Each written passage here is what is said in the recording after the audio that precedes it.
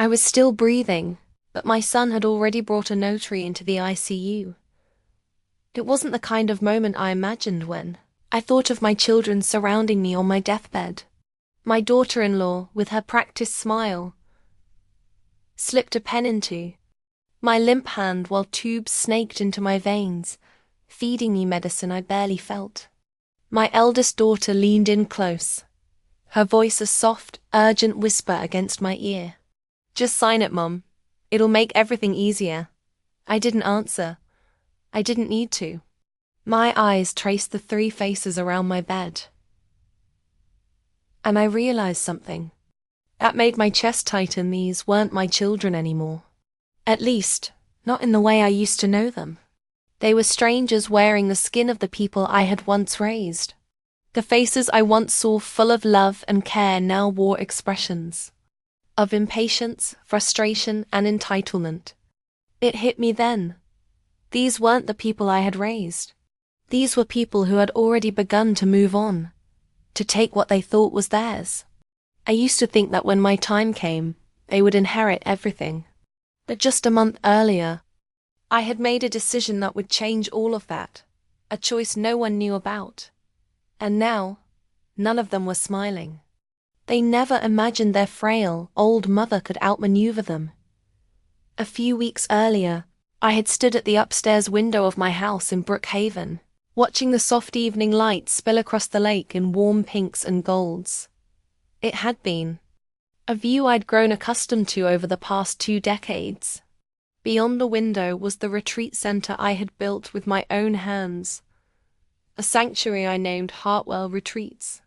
It had been my life's worker place for women who had lost someone, a space where they could come to heal, to remember themselves. For years, I had walked hundreds of grieving women through their first lonely holidays, the first birthdays without a partner, and the first mornings spent in homes that had suddenly become too big. It had been my calling, but that evening, as I watched the golden light across the water, something felt different. Maybe it was just me, at 70 years old and slower than I once was. Maybe it was the way my breath caught in my chest more often that week. Even when I sat still, my ribs felt tight, and the fatigue weighed heavily on me, like a wet coat I couldn't shed. I had been ignoring the warning signs for months, pushing through every ache and twinge because there was always someone to help, something to finish until the helping stopped and the silence settled too long. On my desk sat an email draft I had been too afraid to send. The subject line read, "Widow's Grace, no recipient." Just a blank address line waiting for me to find the courage to send it. The message was short, simple, but it carried more weight than anything I had ever written. I'm ready to do something. That has nothing to do with grief. I didn't fully know what I meant when I typed it. I only knew that Hartwell Retreats could not follow me into the years ahead, at least not in the same way. That morning I had spoken with Margaret, our director of care, who had become my closest confidant. At 58, Margaret was sharp, thoughtful, and carried her own kind of loss that gave her the rare ability to truly see others. She had been the only one to notice how winded I had become during check-ins, how tightly I clutched the stair rail each week. That day, she said gently, "Clara, maybe it's time you rest." Later that night, alone in my office, I opened the bottom drawer beneath my printer. Inside was a folder containing the first legal documents for a non-profit, the Widow's Grace Foundation. It wasn't a company anymore. It was a legacy, a pivot.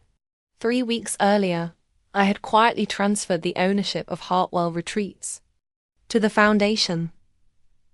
Not a single share remained in my name. I hadn't told my children, Daniel, Sophie, or Lena. I told myself I would explain it when the time was right, but the truth was, I didn't trust what they might do if they knew. If you've ever held on to something in secret because you feared it would be taken from you the moment you spoke it aloud, then you'll understand. I closed my laptop that night, staring at my reflection in the darkened window. I barely recognized the woman looking back at me. But I gave her a small nod. She had done something brave. The next time I opened my eyes, the world had changed. The air was thick with the scent of antiseptic.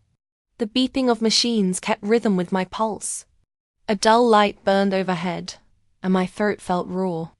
Tubes ran down both of my arms, and somewhere near, I could hear my children talking not about my health, not about my condition, but about business.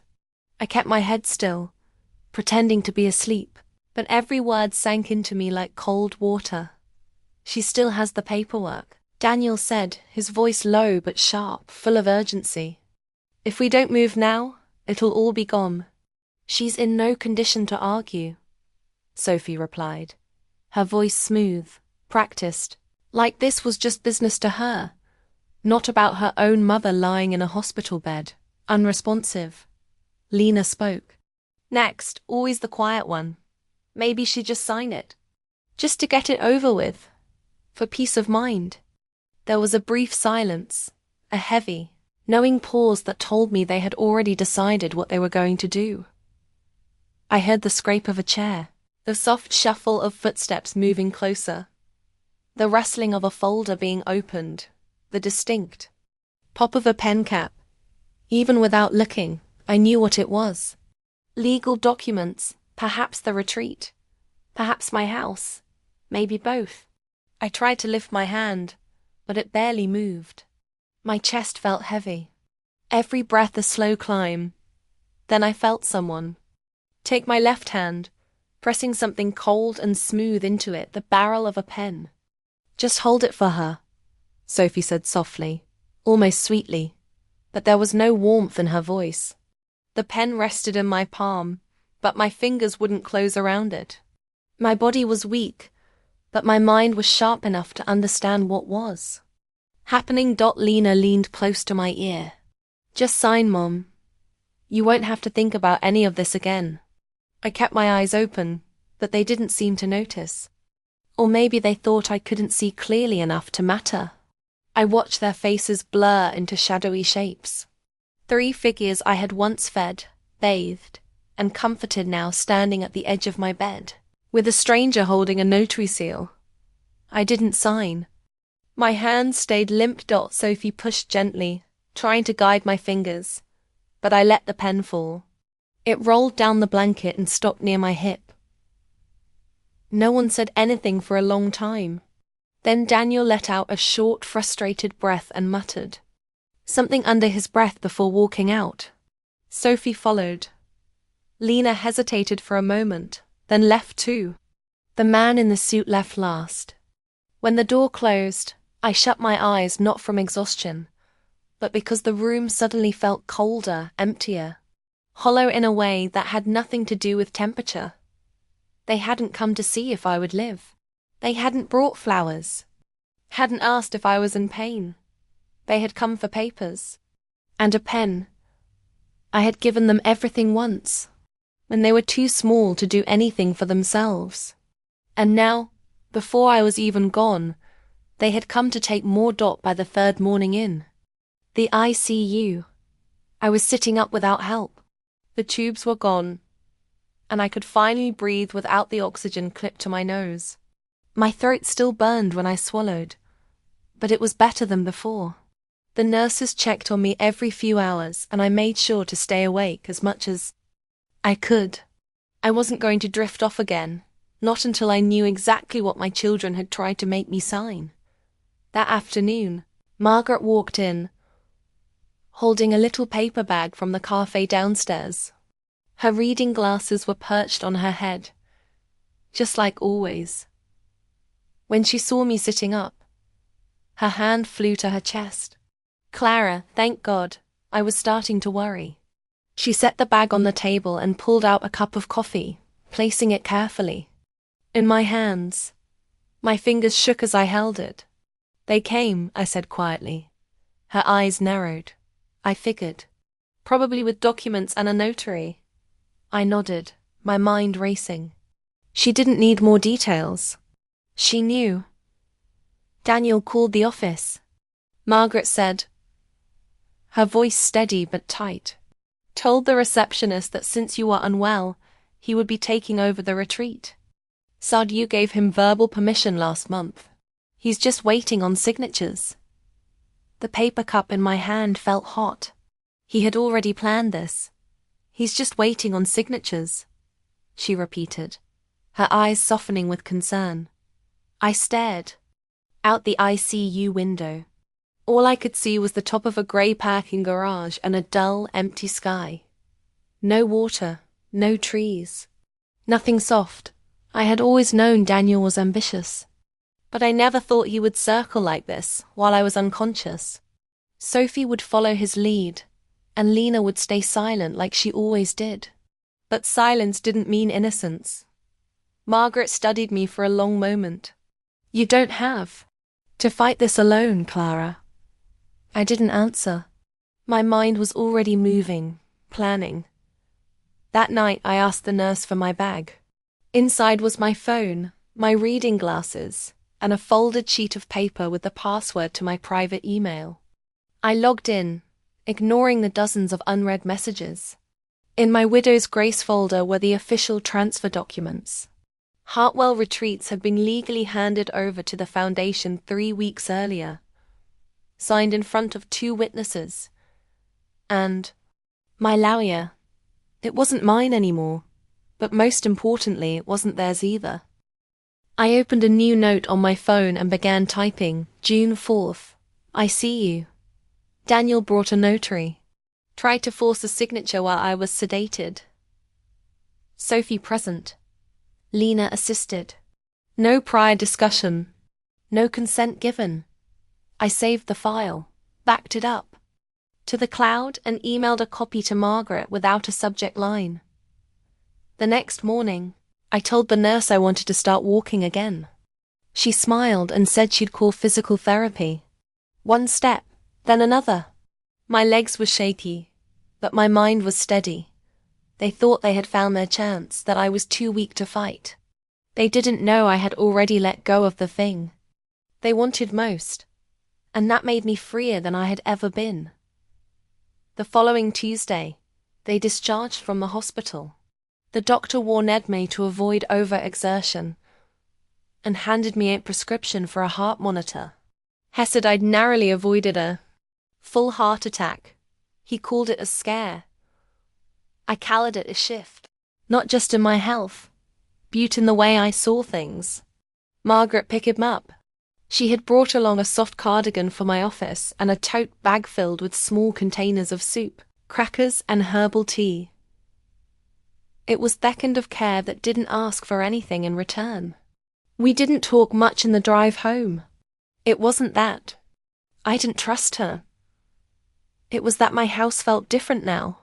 The silence inside you seemed heavier, almost like it knew what had happened. The first thing I did after unlocking the door was walk straight to the guest bedroom closet. Inside was my safe. I opened it slowly, even though I already knew what was there. Every document was still in place. The trust transfer, the legal handoff of H. Hartwell Retreats to Widow's Grace, the board's letters confirming the change, my signature, the dates, the seals, all intact. I took photos of each page and uploaded them to a secure cloud folder. Then I placed the originals into a fireproof lockbox and did it inside a smaller wall safe in my bedroom, one only my lawyer and I knew existed. By Wednesday, Sophie sent a text. Hope you're resting. Let me know and we can come by. An hour later, Daniel messaged, let's talk this weekend.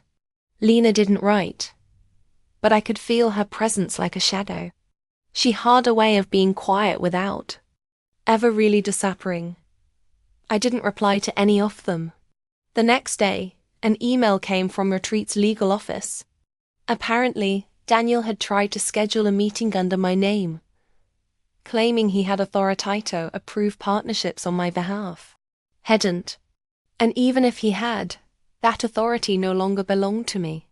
It belonged to the Foundation's board. I forwarded the email to Margaret with the transfer certificate attached. I added online. Please make sure staff know that no permissions come from my children, that all inquiries go through the board. That night, I sat in my kitchen with a bowl of soup Margaret had made. Out the back window, I saw the same patio where Daniel used to play catch with his son. The same garden where Sophie once hosted a birthday brunch for me, arranging everything like a magazine spread. The some corner where Lena planted tomatoes in spring, only to forget to water them until they wilted. It hadn't always been like this. But it hadn't changed a dove in it either. I took out my notebook and began writing down everything I remembered from the hospital. Every word, every look, every detail of what they tried to do. Then I made another list, not about memories, but about actions. Call lawyer. Lock down communications. Alert the board. Install cameras. Change medical directives. Remove them from all emergency contacts. By morning, I'd sealed an envelope to my lawyer labeled, "Only open if Clara is incapacitated." Inside was the full log of events and a note. If they return, this is what they came for. By Sunday, I knew they would show up. They hadn't confirmed a time. That was never their way. Daniel had always assumed he could walk into my home without asking. And Sophie had learned the same habit. Lena's silence didn't fool me. It only meant she was waiting for the right moment. That morning, I kept things ordinary. I boiled water for tea, turned off the porch light, and checked the mailbox. I didn't want to look like I was bracing for them. I wanted calm. Just afternoon. A black SUV pulled into the driveway. Daniel got out first, buttoning his jacket like he was about to negotiate a business deal. Sophie followed in a crisp blouse and sunglasses, even though the day was grey. Lena came last, wearing sneakers and carrying a reusable water bottle, casual, like she thought it would make a difference. I opened the door before they could knock. They walked in without asking, without a greeting. I didn't offer one either. Daniel stood in the middle of the living room, looking around like he was taking inventory. "We need to talk," he said as if his voice alone carried authority. I sat in my usual chair by the window. They stayed standing. That suited me fine. Sophie pulled a folder from her bag and placed it on the coffee table. She didn't speak. Lena glanced at it, then at me. Daniel began. "We've been thinking about your recovery, about what happens next. The family needs clarity, direction." I said nothing.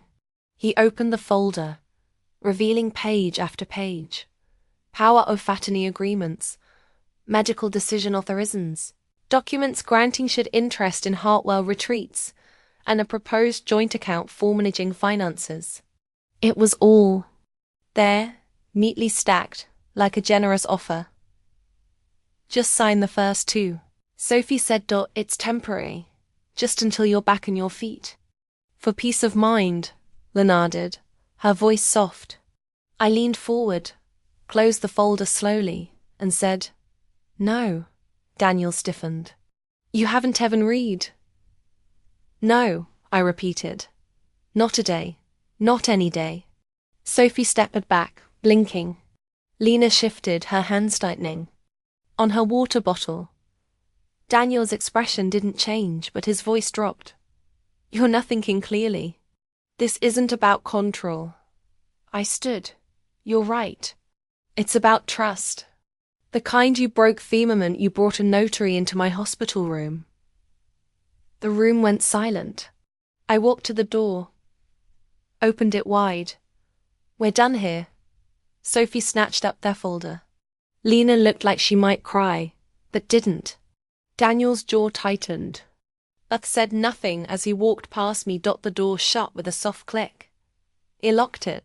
My hands trembled for the first time all day. Not from fear, but from release. Something inside me had uncoiled. I hadn't just refused to sign papers. I had chosen myself. The Monday after they left, I didn't move much. I kept the curtains closed and my phone on silent. I let the hours pass without looking at the clock. I didn't clean. I didn't plan. I didn't speak. Summertime stillness isn't emptiness. It's healing. By evening, I felt something shift. Not in a big way, just a small, steady change. I opened the kitchen window and let the late spring airflow in. Then I started cooking, not because I was hungry, but because I needed the smell of something warm and familiar. I made oatmeal with cinnamon and soft stewed apples. That night I called Margaret. I told her everything that had happened. She didn't interrupt. She didn't ask for more. When I was done, she simply said, "I'm proud of you." The next morning I took an envelope from my desk drawer, the one marked for the board. Inside was a copy of the legal transfer of Hartwell Retreats, a log of my recent interactions with my children, and a letter making it clear that no family member was to have access to that property or be involved in decision-making at any level. I wasn't asking for permission. I was setting a boundary. That afternoon, I hand-delivered the envelope to the board's temporary office at the retreat. I didn't linger. I walked the ground slowly once, as if saying goodbye to the version of myself who used to plant daffodils by the pathway and run meetings under the oak trees. Then I left. That evening, my phone lit up. First Daniel, then Sophie, then Lena. 3 messages in 1 hour. "Mum, we need to talk again. It's not too late to fix this. Can we meet and clear the air?" I listened to each one once, then deleted them. The next day, I opened my journal. This time, I didn't write about them or the hospital. I wrote about the girl I was before all of this. The girl Wo grew up in a small house in Ohio with a father who read the newspaper out loud and a mother who cut coupons every Sunday. She didn't own much, but she felt safe. She felt wanted. By Friday, I had mailed 2 letters. One to my lawyer updating my will and trust instructions and another to a non-profit that supported caregivers of aging parents. I offered to sponsor 3 families for a year quietly and without my name etched. It wasn't about showing power. It was about remembering I still had it. That weekend I cleaned out the hallway closet. Not for symbolism, just for space. I boxed up old towels and sheets for donation. I threw away shoes with worn soles. I reorganized my bookshelf and watered the plants. I wasn't rebuilding with bricks or furniture. I was rebuilding with breath. The following Monday, a large white envelope arrived by certified mail. I saw the return address before I even broke the seal. It was from Daniel's lawyer. I set it on the kitchen table and just stared at it for over an hour. The house was so quiet. I could hear the wood floor squeak every now and then. When I finally opened it, the papers inside were exactly what I expected: a formal petition for emergency guardianship. Daniel had gone to family court, asking for legal control over my financial decisions.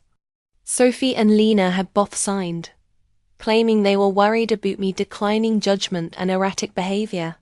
They called it love. They called it protection. But it wasn't either of those things. It was control dressed up in careful legal words. What struck me most wasn't the content. It was their confidence. They truly believed I would fold, that I would panic, that I would shrink back into the mother who always gave in. But I didn't call them. I didn't shout or cry. I called my lawyer instead. By noon, I was in her office. Anita Meeks had handled the transfer of Hartwell Retreats and had known me long enough to read the truth between the lines. I handed her a folder with everything: hospital records, notarized transfer documents, my journal entry about the ICU incident. Anita read slowly, making notes in the margin.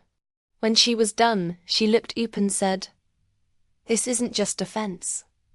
This is a pattern." She was right. We built Atameline together. Every text, every constant visit, every attempt to push me into a corner. I even pulled security footage from the retreat's main office showing Daniel trying to get in 2 weeks earlier without permission. By the end of the week, We had filed a full legal response. Saturday came with a steady rain. I stayed in my robe and slippers, moving slowly through the house. Around noon, the doorbell rang. I checked the peephole. Lena stood there holding a tray of banana bread. She was wearing the sweatshirt I'd given her on her first Mother's Day. She waited for a full minute before turning and walking away. I didn't open the door. That night, I sat at the kitchen table and wrote a different kind of list. Not legal, not financial, just truths. I am not selfish for setting boundaries. I am not cruel for saying no. I am not broken best they left. I am not afraid of their silence, and I am not theirs dominage. I tucked the list into my journal and felt lighter. The next Monday, Anita called with news. The judge had reviewed Daniel's petition and flagged it for closer scrutiny. All our evidence had been accepted. There would still be a formal hearing, but the tone had already shifted. What they had painted as a rescue was now looking more like a takeover. When I hung up, I went to stand by the window. The street outside was calm. The sky had cleared. For the first time in weeks, I let myself smile. Not a guarded smile, but a tone that felt real. On the morning of the hearing, I arrived at the courthouse 30 minutes early. I wore my navy coat, the one I used to wear to important meetings at the retreat. Not to impress Onion, but to remind myself who I was before all this. A woman with presence. A woman who didn't shrink. Anita met me in the steps. She didn't give me a pep talk or say it would be okay. She just nodded and walked beside me into the small courtroom. Daniel sat on the opposite side with his lawyer. Sophia and Lena were there too, both in muted clothes, avoiding my eyes. I didn't expect them to look at me, and I didn't need them to. The judge, a woman with steady eyes and silver threads in her hair, read through the docket. Then she asked for opening statements. Daniel's lawyer spoke first. He painted a picture of me as isolated, vulnerable, and unable to make sound decisions. He used words like declining judgment and undue influence. I sat still, not flinching, because it knew what was coming next. When it was Anita's turn, she stood calm and clear. She spoke of my career, my work, and my independence. She laid out hospital records, the legal transfer documents, voicemails, and even security footage of Daniel trying to get into the retreat without permission. Then she read from a letter I had written to the board. The court does not need to protect me from others. It needs to protect me from belief that family entitles any Oneto my legacy. The room went quiet. The judge looked directly at me. Mrs. Hartwell, would you like to say anything to the court? I stood, my knees a little tired but steady. I didn't use notes. I said I built my life with care. I gave me children more than I gave myself, but he will not spend my final years apologizing for needing peace. I am not confused. I am not unstable. I am awake, and I am not afraid of being alone. The judge gave a small nod. She didn't Lakia ruling that day. It would come by mail.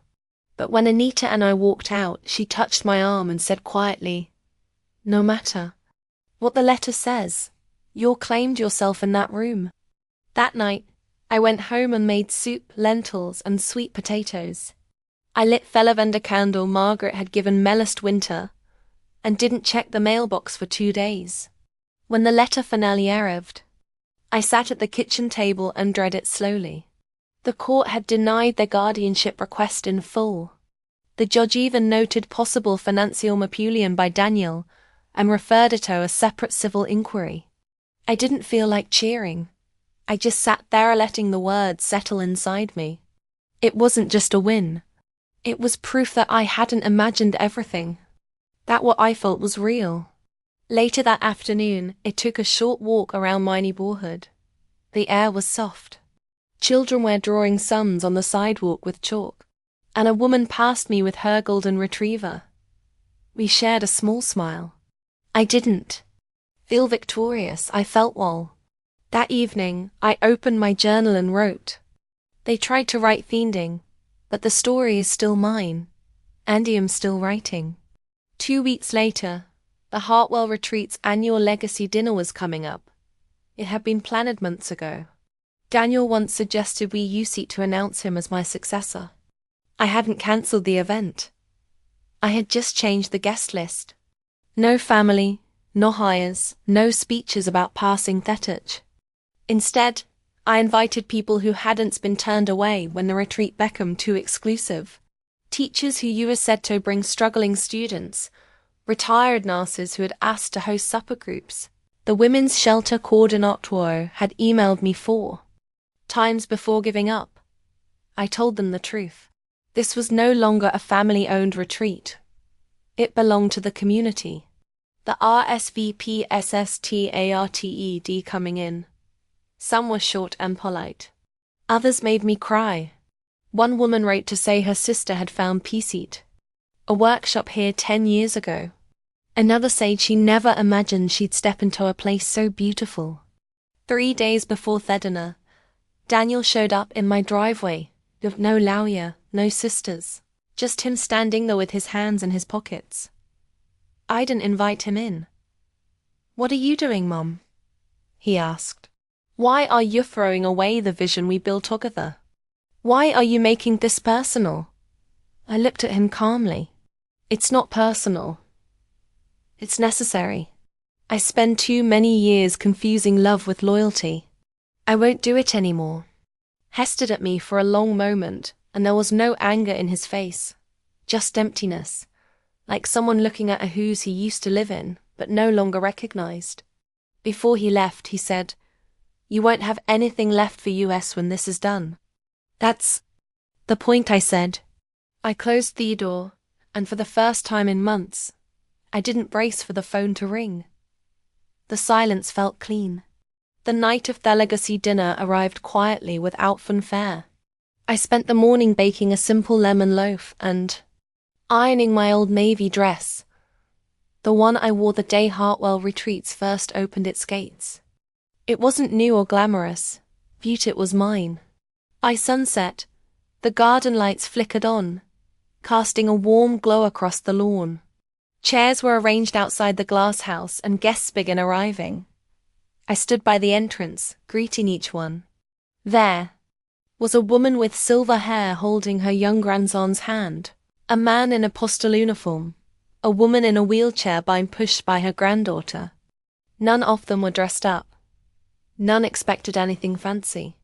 Inside, the tables were covered in plain linen. On every plate, I had placed a handwritten note. "You belong here."